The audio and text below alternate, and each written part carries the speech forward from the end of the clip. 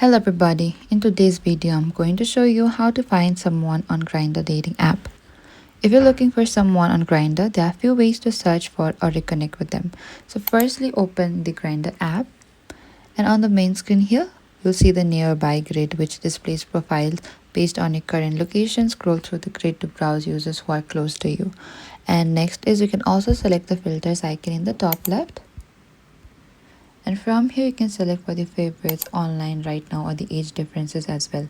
You can select for the age as well, and you can select apply in the bottom.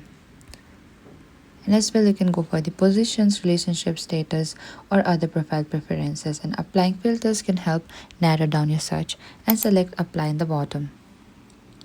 And if you need to chat with any person, what you need to do is simply select the profile and select chat icon in the bottom right. And over here you can simply chat and browse a conversation as well. And that is it. The best way to find someone on Grindr is by browsing nearby profiles, using filters and checking your chat. Thank you for watching this video. I hope this video was helpful.